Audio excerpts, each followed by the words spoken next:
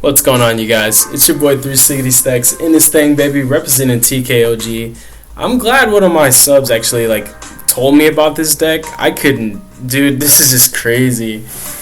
I don't even know where to start, bro. I just need to get my hands on these cards, bro. That's all I know. This deck is absolutely insane. It really is something else.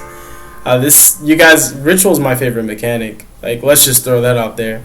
Anybody that's followed the channel long enough understands that. That's literally that's where my heart is. That's where my home is too. I went hard with Herald of Perfection for literally years. I didn't play any other deck as my main deck for a long time, and it feels good to see blue cards winning. Drytrons are cool, and they're kind of a Ritual deck, but kind of not. But this deck is a whole different dimension. It's a breath of fresh air. It's an entirely different mechanic, while it's still the same Ritual summoning mechanic that I remember. I've seen them innovate so many different ways with trying to make Ritual summoning viable, and by far I would say that this, out of all of the attempts that they've made, is the most intriguing to me. There's a myriad of ways that you can get your cards out, and that's including without ever actually Ritual summoning, and you can still actually use their effects, which is kind of bonkers.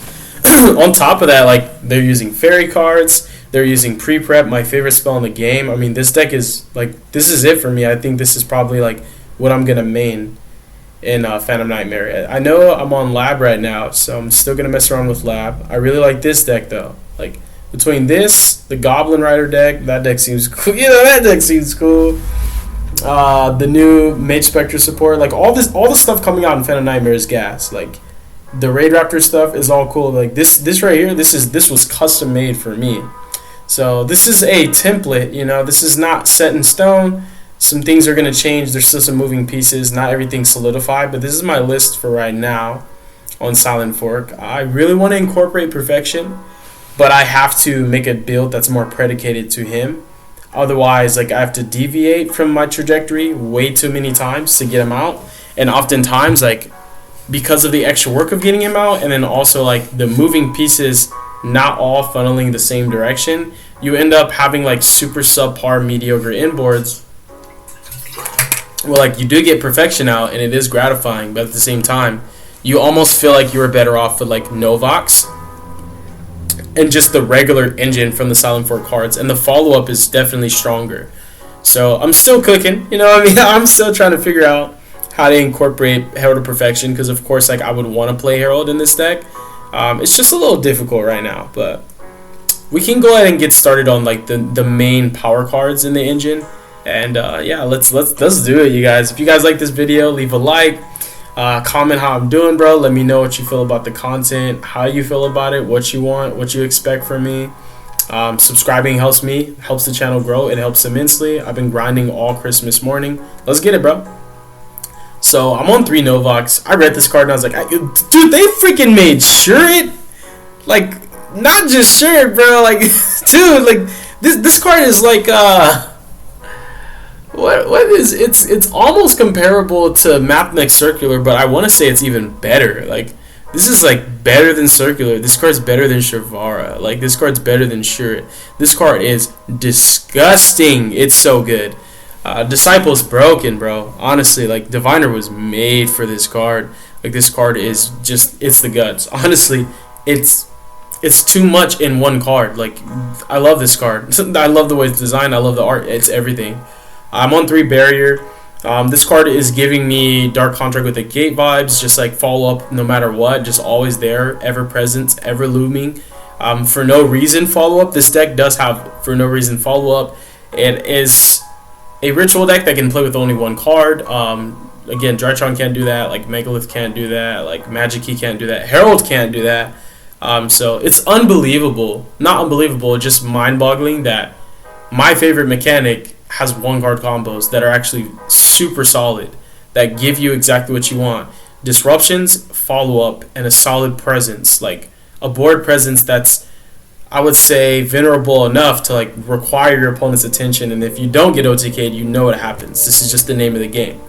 Establish your board, give yourself follow-up, ensure that you can survive for the next turn, and apply as much pressure as you can to kill your opponent on the crackback. Turn 3 is golden. Like, no matter what deck I'm playing this format, turn 3 is where I want to end the game. And if I don't, this deck is beautiful when it comes to just like its recursion, its ability to just vomit the same board over and over and over. Like, it doesn't really diminish except for the extra deck, but the same cards you're going to be making like over and over and over. So yeah, the barrier is insane, and your stuff not being targetable is like huge deal. Like, barrier is broken. I'm on 3 pre-prep. This is my favorite spell in the game. This card actually is really insane in this deck. I'm very curious why they didn't include certain names in prayer, but like I'm Gucci. I'm chilling. 3 copies of prep. Regular prep is still really powerful. I actually incorporated Ben 10 because like there are lines that, like, Ben 10 has came up, and I was like, dang, dude, like this prep would have so much more value if it was just like Ben 10, because that also still leads into Diviner when you haven't seen it, and just opens up so many more avenue and gives you tuner access, which is a big deal, and allowing you to make beat rice, which is a big deal, like transaction rollback, Baron, you know what I mean? Like, there's just so many avenues like that are opened up for you just because of Benton. So like, this is a 3-up for me. Ritual decks are notorious for playing into Droll. This deck conveniently can actually play under Droll and still make a very solid, and I would say above average board, considering that it's a ritual deck getting Drolled. We have triple Diviner, and like, we know the interaction with prep, right? Like, it's so plus. 3 copies of Diviner. This card is pressure. There is a slot that I would like to allocate for Elder, because like oftentimes I need this card to be engine, but there are little like nuances where Diviner being able to interact with the game state before me actually being able to play, especially when my hands are like, I have like a high roll hand where it's just like I have all gas, and I really didn't need to prevent the board from being like established. I can just break it. Like, I do sometimes want that Elder, so that's something that I'm considering, is just playing Elder. There's a couple cards that I've been debating on. Like, that's the thing with like playtesting. Like, when you playtest, things come up, and when they come up often enough, like, and it's, you can do like a 10 times out of 20 or whatever, like you do it 20 times in a row, 10 times in a row. If like 80% of the time it came up, you should incorporate it. So like Cross Sheep came up and Elder came up. So those are cards that I'm probably going to incorporate. This card is crazy. This card's actually, there's just a lot of broken cards in this deck. Saphira is gross, you guys. Like, honestly, she's, wow. I'm so impressed with this card. I just can't believe this card's real. Like, this doesn't make sense. This is a card that, like, you just can't let it resolve. Like, it feels too nice. Like the new Saruvis, this guy's pretty broken too. Especially like when you want SP in boards, like he can still get you back into your Silent Fork, which is actually really good because it also establishes the trap if you had to end with the spell first. So this card's really nice. He also like is the reason why you can play 2 of on the ritual spell, and it's okay. He shuffles any spells, which is actually kind of broken, like in my opinion, because there's a lot of stuff that you just never lose. So like you do have infinite with this deck. This deck can go infinite. He's loopable with the other wave of support that we haven't got yet. It's been announced, but we can't test with it on DB yet. Prayer's gross. This card has a clutch interaction with Nib, Super Poly. There's a lot more, but specifically those cards being non-engine and this being a counterplay for them, its graveyard effect is absolutely disgusting. This card is really, really powerful, borderline oppressive, because it is like a checkmate scenario where no matter what, I'm going to get something, and if I get something, it's too much. So I think this deck is well positioned. I think that it is a very, very high skill deck. The ceiling's pretty high as well, you know what I mean? I think that this is just not for everybody, and I love that. And like all those little nuances, like being things that are so easy to overlook, are what make this deck so skillful to me and make it more appealing. Just for me personally, that I like that it is so rewarding to play. It's super gratifying. Technical play with this deck gets rewarded immensely, and it's very, very hard to lose, specifically with like this archetype once it's established, because it has this loop of recursive resources that not only snowball but convert into cards that are so high value that economically it's hard for your opponent to trade. Like this card's hard to trade with. Like SP Little Knight's hard to trade with. Saruvis is hard to trade with because like these cards are built-in sustain while also being pressure at the same time. So, dude, it's just crazy. 2 copies of Skull Guardian. I think 2 is literally the magic number. This is all you need. You don't need any less. You don't want any less, but you don't want any more. This is an extender. It's protection. It insulates high impact. Your inboard is just wow. Like this card is so good. It's literally so good. Honestly, broken. 2 copies of Ceruvis. Ceruvis being a staple in this deck, not only just like for defensive plays, because he does like provide counterplay. He does insulate low impacts for you. It does sometimes make your less favorable hands more impactful. That like preparation, and I believe also he's listed in this. I never pre-prep for him, but I'm positive that he's listed here. I could be wrong. Yeah, there he is. That pre-prep and prep like equate to like 8 Called by the Graves / crossouts for cards like Mourner, Veiler, Impermanence, and that's outside of just like that's just non-engine. That's outside of including archetype specific cards.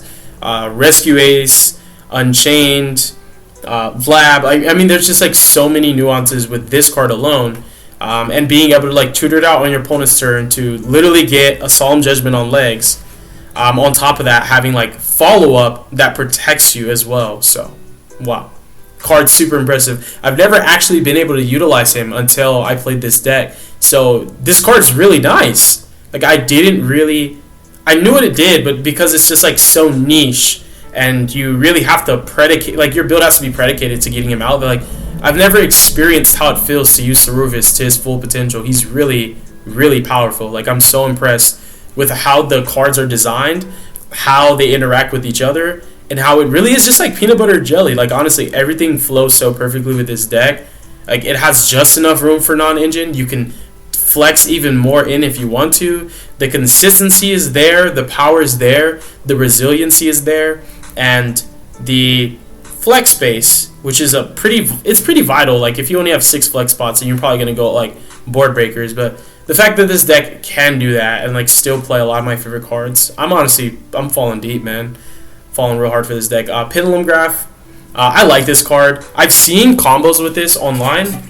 I think I can do better with it. There's honestly some cards that I'm still researching. There's like actually like a whole Odd Ice package that I want to utilize. But right now, this is just a nail in the coffin because like yes, your boards are super insulated, and there's like a lot of cards that just don't really work. But on top of that, like this is just more follow up for no reason. Like for no reason. And yes, it does insulate your boards to like the high impacts. Like if your board is established, then you can already write off that the hand traps weren't enough. So like what are the cards you're concerned about? Like your opponent's engine? Like your opponent's engine and what? Like non-engine like blowouts like talents, you know what I mean? The one card that can be a struggle for this deck is just Super Poly. But even through Super Poly, you can actually cheat out like a couple of your rituals on your opponent's turn. I think this card is super, super powerful, very impactful, super rewarding. There's no reason why I would ever cut this card. It's too broken. Like, it's too good. 1 Benton. Yeah! Like, this is my girl, bro. Honestly, y'all know this is one of my favorite cards, bro. I'm so happy she's in here. I want to find a way to get Herald in here. But right now, she makes more sense to me than Herald. She's not out of the way. She's actually, like, on the way. Herald is, like, out of the way, and, you know, it's just like it's too far out of the way to like establish Herald. If you open Insane all the time, sure, but like you're opening 3, 4, 5 card combos that do that. But for the deck to just be clear cut, concise, to be able to do what it does, and I don't like breaking either. Like I value consistency over power. I value resiliency over ceiling. I care about the ceiling of the deck. I care about how strong it is, but like I want my deck to be able to play through enough and to open well. That's what I care about the most in deck building. And that's where sacrifices are made, and I think I made the right choices so far, but testing has not concluded the end results yet. We're still in the midst of cooking, bro. This guy's crazy. He actually does get like even more powerful, but I seldom ever like, you know, I really just throw him back out and he gets banished, but he's mostly so that Diviner actually does access the Disciple. But it's a pretty nifty card, I'm not gonna lie. It's very gross. Hard drawing him is crazy too, because like this card does get hand trapped. But I think between like the 8 copies of Ceruvis, I think I'm Gucci, bro. And it's really not 8 because like, you know, there's more than just that. But we'll just call it 8. Now for the non-engine, we're on 3 Imp, we're on 3 Ash, we're on 3 Nib. and one of each tactic card. This has been my sweet spot in a lot of deck building this format. I found that these 11 are rotating in a lot of my decks, and a lot of like the mediocre low impacts. They're situational, like Nip's situational, but like so is Droll. And the other weird stuff, like I like Mourners and Veilers, I like Effect Negation, but like these are widespread, they give me coverage. I don't know what I'm going to run against. I know there's decks this is bad against, but also there's more decks this is good against. So this is like the perfect going second lineup for me. And the trap's going to be bumped down to 1 when we're actually able to test with the other Silent 4 card to like loops their cards from graveyard, which is just broken to me. This trap's really, really insane, dude. Like honestly, it's gross, bro. Like this card bodies so many decks. Like you can go, like you can hit so much off of this. I really like this. And turn 1, it's an extender. Like it does. I'm on one, bro. This deck is crazy. This deck can make Beatrice, so I am messing with transaction rollback in a package that I'm still iffy. I'm not sure which like normal traps I want to mess with, but like I know I'm playing rollback because I can make Beatrice, and that's just full coverage. Draw phase FTK, even if you have super poly. We have Vortex. Even without proper targets in the extra deck, this means that your Pendulum Graph is a negation and also a bounce at the same time. So it's like follow up and double disrupt. It's not a negate yet, but like you can. But that's like once you got to turn 3, do you really care about going out of your way for a synergistic interaction, or do you just want to like apply pressure and in the game close it out? Mirage Lights, this card does come up a lot. It's actually really, really powerful. Like when it does die, it's kind of crazy. This is a card that like, your opponent does not want to deal with. Double SP, super, super clutch. A lot of flex. I would play 3, but I IP is Gucci. We also play the Light Charmer. This card comes up a lot as well. Like, and I say a lot. When I say a lot, I mean a lot. We're on. Sorry. We're on Anima. So like these cards bridge into SP going second. Like, and they just allow my engine to do more with less. We also have Unicorn and Access Code. It's easy to game shot, but like this also is just one of those things where you do have a lot of excess resources that like it just only makes sense to convert them into something that like closes the game out immediately, as opposed to like trying to make more negates like Appaloosa or putting in another boss monster synchro or another odd eyes card. Like I don't want to prolong games, I just want them to end. I want to do it with style. 2 Arclight is all you need. It's perfect. We have Wing. This guy's not that crazy, but like he is a pendulum, and like I did want to play another odd eyes target for my pendulum graph that also was like an actual pendulum, so that like I can do stuff with Vortex if it came up. But this card's actually cool by itself, whether it comes up or not. 1 Chaos Angel, card's broken. One of my favorite cards like right now. It's crazy. And then Baron. Baron's interesting, very interesting to me. How I feel about it is like it's mixed feelings. It's like the card is crazy and it does do a lot, but like it just feels redundant to me. It just doesn't really come up as often. And this is probably gonna turn into the Elder, as crazy as that sounds. And then Cross Sheep might come in place of the probably.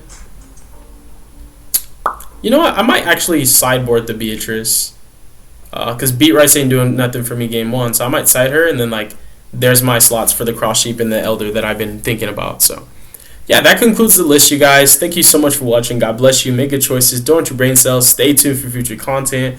Let me know how I'm doing. I really do want the channel to grow and get back onto the pinnacle of its upper echelon. It honestly, like dude, I miss the way things used to be, and I definitely want to get back to that. So I'm coping right now, bro. You know what I mean? Like nostalgia's a drug. And what's my last closing remark? I would say, oh yeah, deuces is wild, baby. Peace.